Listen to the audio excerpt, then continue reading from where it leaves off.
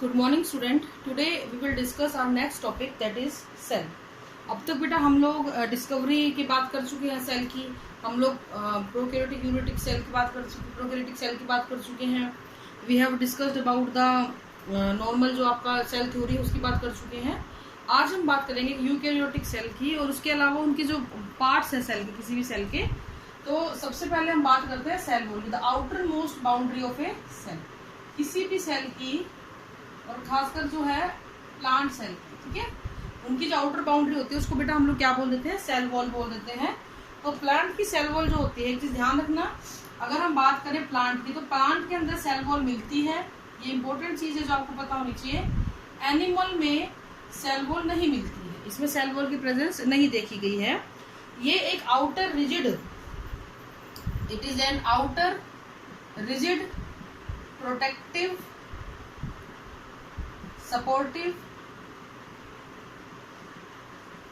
supportive and semi-transparent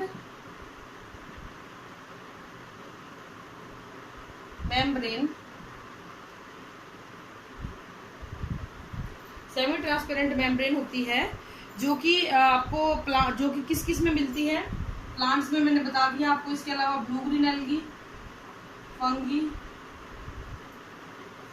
ठीक है, fungi में मिलती है, ब्लू ग्रीन एल्गी में मिलती है, प्लांट्स में मिलती है और कुछ प्रोटिस्टा में भी मिलती है, सम प्रोटिस्टा, ठीक है। तो ये कुछ चीजें हैं जिनके अंदर, कुछ ऑर्गेनिज्म है जिनके अंदर ये पाई जाती है।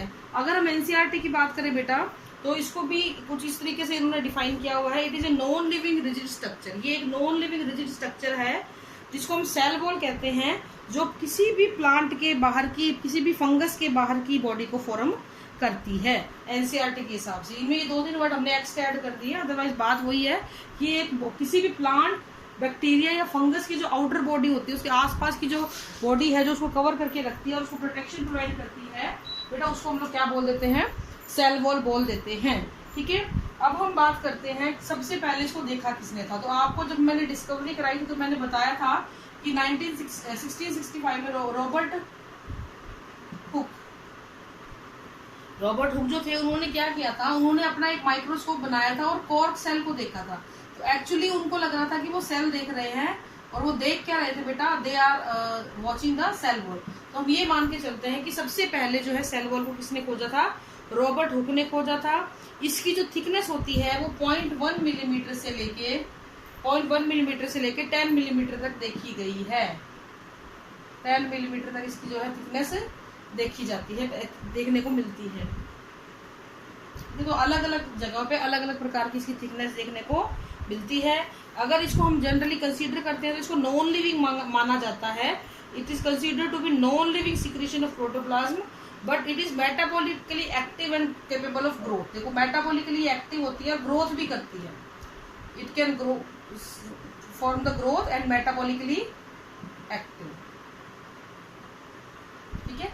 ये माना जाता है कि प्लाज्मा, ये जो है आपका प्रोटोप्लाज्मा, उसी से ये डेवलप होती है। फंक्शन की बात करें तो ये शेप देती है सेल को, पहली चीज प्रोटेक्ट करती है डैमेज से, protect the cell from damage, from mechanical injury और डैमेज, ठीक है, डैमेज से बचाती है ये आपकी। ये सेल टू सेल इंटरेक्शन में हेल्प करती है, helps in cell to cell interaction, act as barrier for biomolecule, act as a barrier for macromolecule,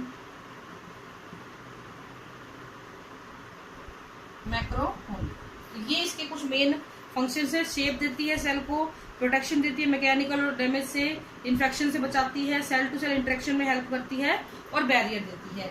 ये तो वो चीजें हैं बेटा जो आपकी एनसीईआरटी में दी हुई हैं, ठीक है। इसके अलावा कुछ और फंक्शंस जो ऑब्जर्व किए गए हैं, इनके साथ एसोसिएट किए गए हैं, वो ये हैं कि ये प्रोटोप्लाज्म को प्रोटेक्ट करने का काम करती है, ये आपकी सेल के किसी भी पैथोजन के अटैक को बचाने का काम करती है, ये काउंटरएक्ट करती है किसको, ऑस्मोटिक प्रेशर को। This is the most important thing, it counteract the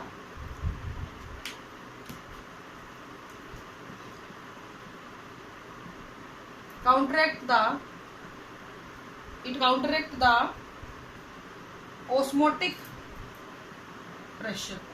pressure को काउंटरैक्ट करने का ये काम करती है। इसका मतलब क्या हुआ बेटा कि आप किसी भी तरीके के पानी में सेल को रख दो, वो उसको ऑस्मोटिक बैलेंस में हेल्प कर देगी, सेल जल्दी से बर्स्ट नहीं होती है।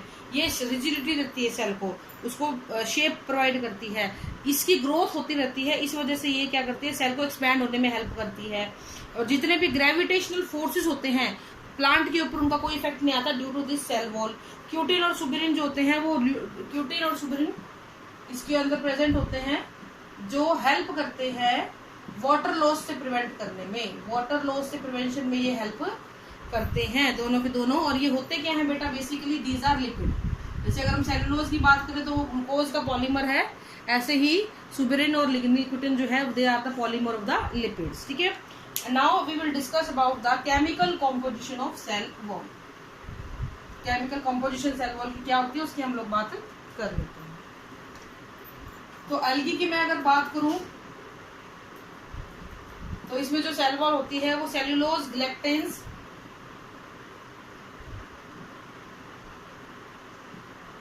Pectins, mannose, pectins, minerals like CaCO3 इनकी बनी हुई होती है। प्लांट्स के अंदर भी सेल्यूलोज, प्लांट्स के अंदर मैं बात करूं तो cellulose, hemi cellulose, pectins, proteins, ये सारी चीजें इसके अंदर प्रेजेंट होती हैं। ठीक है, अगर हम सेल वॉल को एक बड़े पैमाने पर अगर बांटना चाहें तो इसको हमने 3 हिस्सों में बांट दिया है बेटा। वो कौन कौन से हिस्से हैं? पहला हिस्सा है सेल वॉल का मैट्रिक्स, दूसरा है इसका माइक्रोफाइब्रिल्स, और तीसरा है इसका अदर इंग्रेडिएंट। ठीक है, तो मैट्रिक्स के अंदर क्या क्या होता है आपका? 60% अराउंड इसमें वाटर मिलता है, 5 to 15% इसके अंदर क्या होता है? हेमीसेलुलोज होता है। ठीक है, 2 से 8% पैक्टिक सब्सटेंस होते हैं,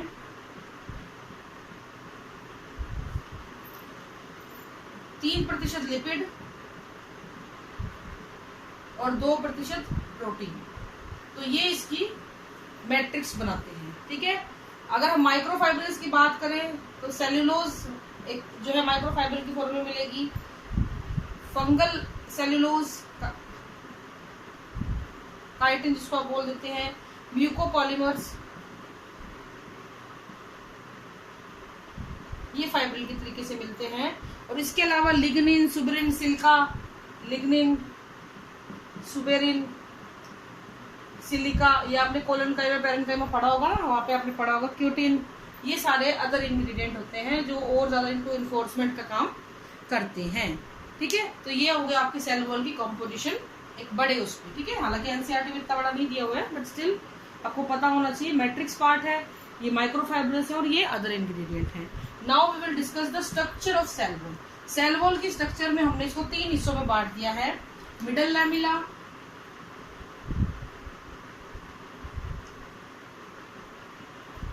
और प्राइमरी वॉल और सेकेंडरी वॉल। तो 3 हिस्सों में इसको बांट दिया गया है। सबसे बाहर होती है मिडल लैमिला, फिर होती है बेटा प्राइमरी वॉल और फिर होती है सेकेंडरी वॉल। ठीक है, इस तरीके से, और फिर फाइनली आती है आपकी प्लाज्मा मेम्ब्रेन। सबसे नीचे आपकी क्या होती है बेटा? प्लाज्मा मेम्ब्रेन होती है। इस तरीके से ये बटा हुआ होता है। तो सबसे पहले हम बात करेंगे बेटा मिडल लैमिला की। मिडल लैमिला पे जो क्वेश्चन हमेशा नीट में पूछा गया है वो पूछा गया, ये बनी किसकी होती है? तो ये बनी होती है कैल्शियम मैग्नीशियम पैक्टेट। ये बहुत इंपॉर्टेंट क्वेश्चन है, कैल्शियम पैक्टेट या मैग्नीशियम पैक्टेट की बनी होती है। ये थिन लेयर है, एमोर्फोस होती है और एक कनेक्टिंग लेयर है, यानी 2 सेल को जोड़ने का काम ये करती है। और सीमेंटिंग लेयर होती है, सीमेंट की तरह काम करती है। 2 एडजेसेंट सेल, 2 सेल आपस में अगर जुड़ रहे हैं तो बीच में क्या है उनके? मिडल लैमिला, एक सीमेंटिंग मटेरियल, जैसे 2 ईंट आप आपस में जोड़ते हो तो 2 ईंट इंडिविजुअल सेल हो गए, बीच में जो आप सीमेंट की लेयर लगाते हो वो क्या हो गया? आपकी मिडल लैमिला होगी। इस तरीके से ये काम करती है। ये साइटोकाइनिन के समय पे बहुत ज्यादा बनती है, डिपॉजिट होती है at the time of cytokinin. जब साइटोकाइनिन होता है, साइटो मतलब सेल, काइनिन मतलब टूटना, जब सेल टूट रही होती है उस टाइम पे ये बनती है।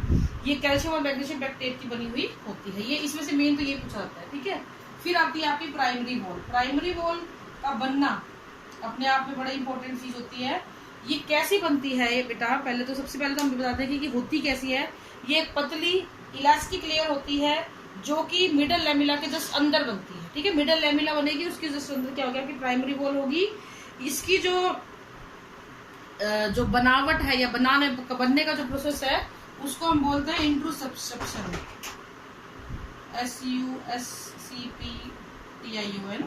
ये प्रोसेस क्या होता है, एक ऑलरेडी कोई वॉल प्रेजेंट है उसके अंदर नई नई चीजें ऐड ऑन होती रहती हैं, तो उसके लिए ये टर्म दी गई है। और addition of material within existing wall, existing wall के अंदर जब चीजें होती है तो उसको हम लोग बोलते हैं इंटरसेप्शन। ये जो है एक नेटवर्क होता है माइक्रोफाइब्रिल्स का, जो कि मैट्रिक्स के अंदर दसा होता है। मैं आपको बता चुकी मैट्रिक्स किस किस के बने होते हैं और माइक्रोफाइब्रिल किस किस चीज के बने होते हैं, ठीक है। तो माइक्रोफाइब्रिल सेल्यूलोज मिलेगा, फंगल सेल्यूलोज मिल सकता है, पेप्टाइडोग्लाइकेन्स आपको यहाँ पे मिल सकते हैं। अब बात करेंगे बेटा हम लोग सेकेंडरी वॉल की। सेकेंडरी वॉल जो होती है ये सब में नहीं मिलती है, जब सेल मैच्योरिटी की तरफ जा रही होती है, जब सेल मैच्योर हो रही होती है उस दौरान पे ये आपको देखने को मिलती है। ये जब किसी ऑर्गेनिज्म ने अपनी ग्रोथ भी रोक ली है, वो मैच्योर हो चुका है, उस टाइम पे ये आपको देखने को मिलेगी। ये जो है प्राइमरी वॉल के अंदर प्रेजेंट होती है। It formed inner to the primary wall, और सबसे बाहर मिडल लेमिला, फिर प्राइमरी वॉल और फिर सेकेंडरी वॉल। इस तरीके से ये बनती है। ये बनती है असर्शन के द्वारा। तो ये वर्ड आपको याद रखना है, नीट में ये पूछे जाते हैं प्राइमरी वॉल किससे बनती है, सेकेंडरी वॉल कैसे बनती है। असर्शन का मतलब होता है कि कोई एक सरफेस होती है उसके ऊपर मिनरल डिपॉजिट होने शुरू हो जाते हैं, ठीक है। आप इस चीज को ऐसे समझो, फॉर एग्जाम्पल आपकी एक दीवार है जिसमें एक ईंट लगी है, खाली जगह है, ऐसे खाली जगह पड़ी हुई है, तो जब ये इंटरसेप्शन होगा तो नई चीजें यहाँ आके जुड़ जाएंगी। एक वॉल ऑलरेडी प्रेजेंट थी लेकिन खाली जगह पे नई चीज आके जुड़ गई, that is called formation of primary wall.